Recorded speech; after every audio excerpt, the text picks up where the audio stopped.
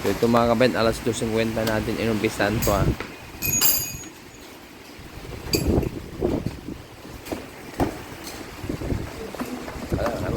Ayan.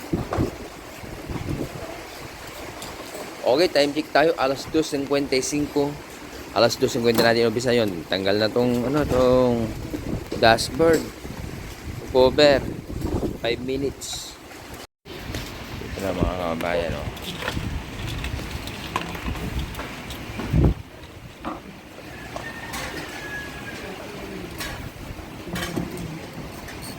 Ito yung kagandahan pag naibababa mo yung condenser, oh. Oh. O yung radiator, may spray na rin natin yun. Ito na yung condenser niya, oh. Yan. May spray na rin natin to back to back.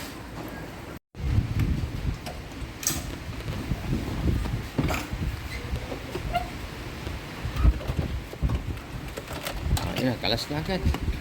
Okay, time check tayo. Alas 3:06. Inumpisan to, alas 2:50. 16 minutes. O yan mga kabayan, 16 minutes. Kalas na yung evaporator sa harap, yung condenser, at saka yung sa likod. O, kalas na rin. Pinakalas na. So, 16 minutes mga boss. O, ito yung mga halo namin pag trabaho natin. Alright? Yan, i-condition natin to. Palalamigin natin to. Ay, sorry. Ayun, no. Balik mo saan may dati ulit yan to. Wearing to.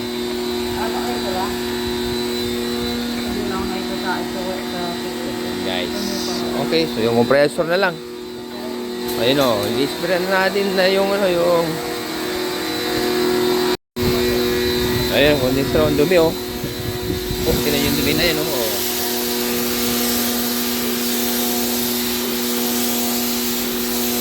Ayan, pag di mo tinanggal yung condenser, di ka ano malilinisan. Air controller. So, meron tayong ano.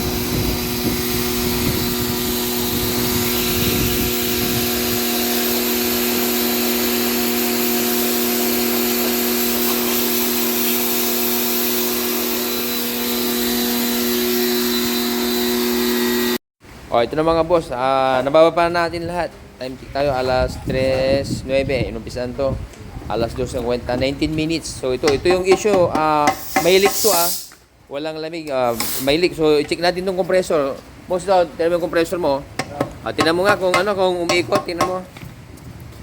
Umiikot, di ba? O, yung langis. Ayun, walang kalangis-langis.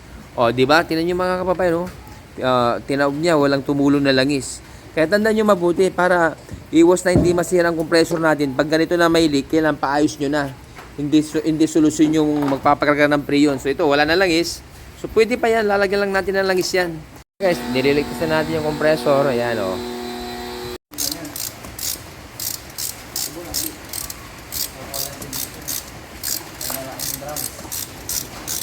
Ayos yan, long distance yan. Ito la.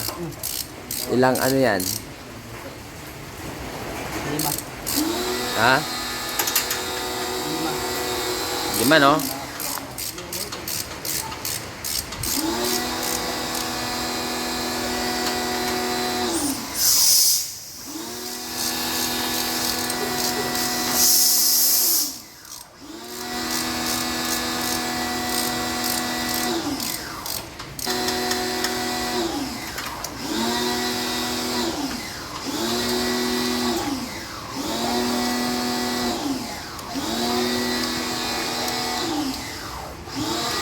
Kita na yun sa compressor mga kababayan. O, ang bilis. Tingnan mo nga, ilan putol yan. 1, 2, 3, 5, o. Ayos. Okay. Hello mga boss, ito na yung evaporator ng Toyota Innova. Ito yung nawala lamig. Ito na yung harap likod na evaporator. So, ito yung proseso na pagligtas natin mga boss. Okay, so ayun, oh. Boss, nakikita nyo yan? Ayun, oh. Yan. O, tapos yung isa, oh. Oh. Ayun, oh. Silo. Ayun, oh, sa harap, oh. Oh.